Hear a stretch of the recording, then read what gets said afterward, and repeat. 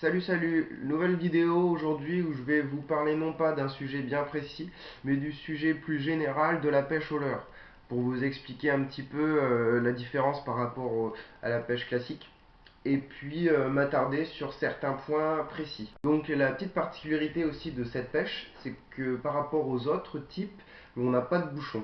Donc c'est une pêche, ce n'est pas une pêche à vue, mais une pêche au, comment on dit, à la sensation en fait de ce qu'on va ressentir dans la canne.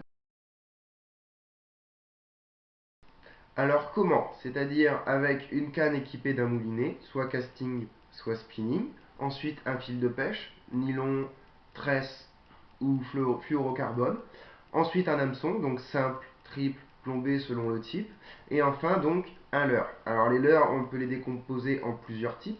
Je les ai décomposés donc en quatre. Tout d'abord le poisson souple ou rigide, ensuite la cuillère, tournante ou ondulante, le type mouche, qui est pour vraiment un type de pêche particulier en rivière généralement.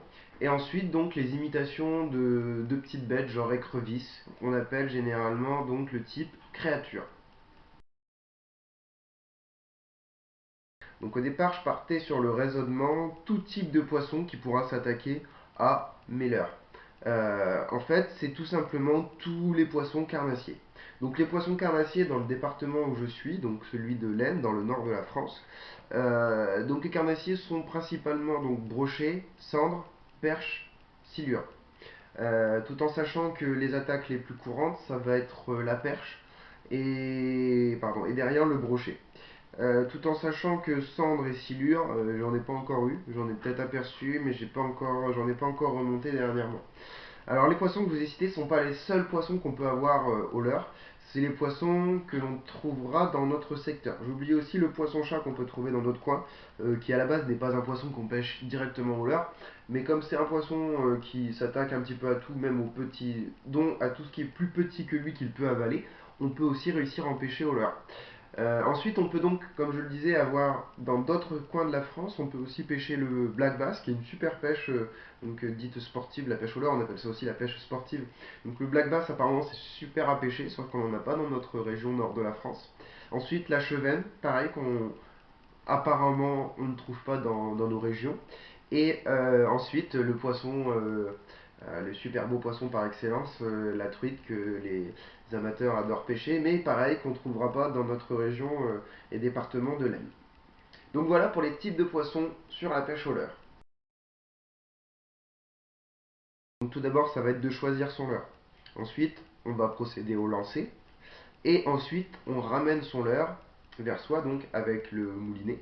Et c'est donc cette partie qui m'intéresse. Donc j'ai testé plusieurs manières de ramener le leurre. Donc c'est des animations qu'on appelle ça. Et donc j'en ai trouvé certaines en schéma, en images sur internet. Comme ça, je vais vous les montrer et au fur et à mesure, je vais pouvoir vous les détailler.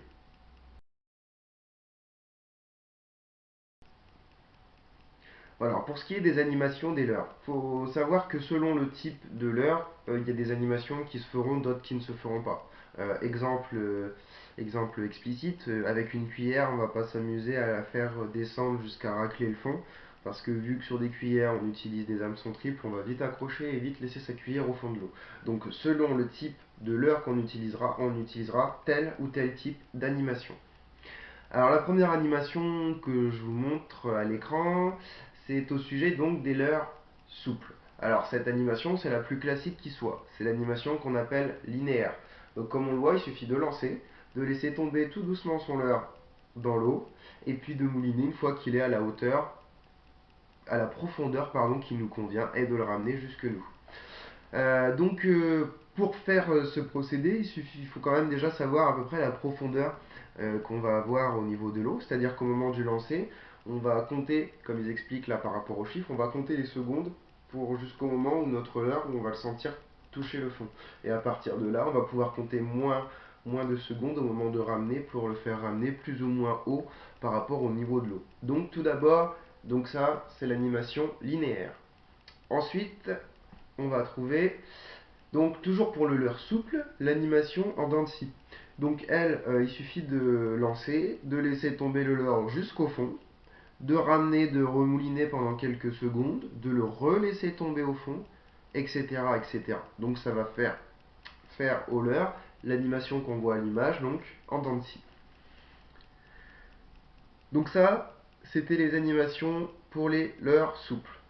Maintenant, alors là, ça va parler d'un type de leurre particulier. Donc ça, c'est du leurre rigide.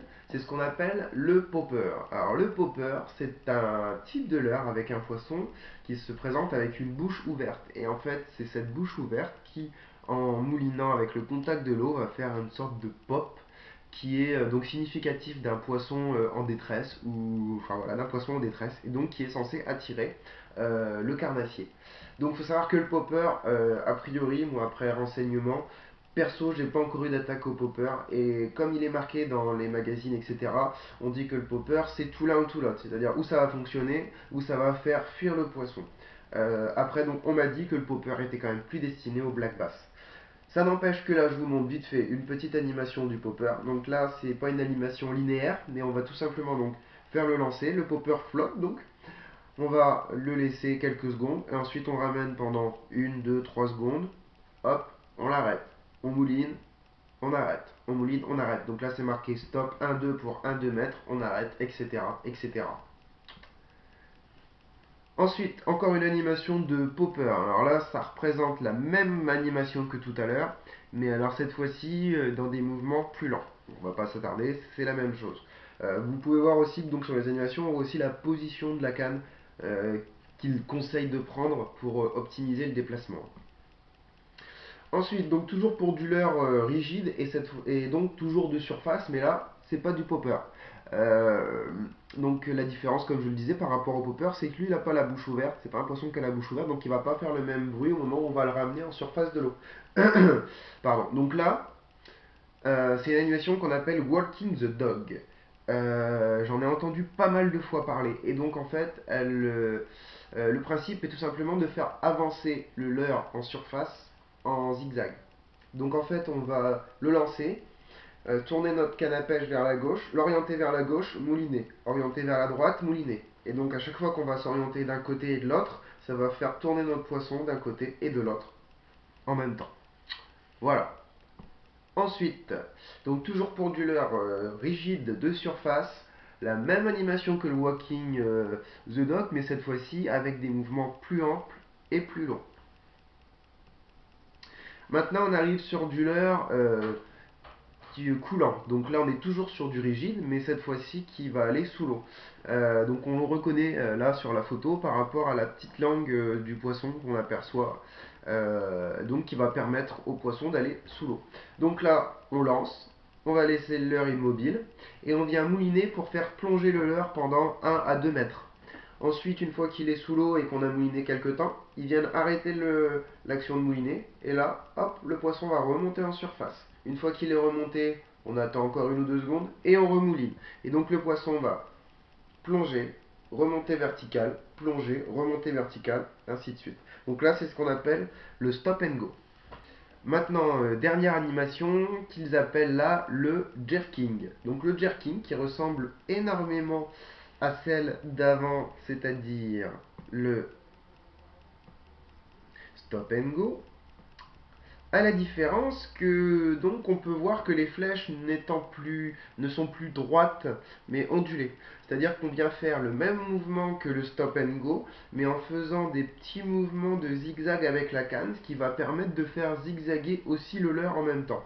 Donc d'ailleurs c'est quelque chose que j'ai donc en découvrant sur internet, je ne me souviens pas d'avoir déjà essayé cette petite technique. Donc c'est quelque chose à essayer. Et puis si j'ai du résultat, je n'hésiterai pas à vous en faire part. Voilà. Donc voilà ce que je voulais vous dire au sujet de l'animation des leurres. Et donc avec ce petit tour par rapport au type de pêche, au type donc de la pêche au leurre, je pense que je peux m'arrêter là. Voilà, merci de m'avoir écouté et à la prochaine vidéo. Salut!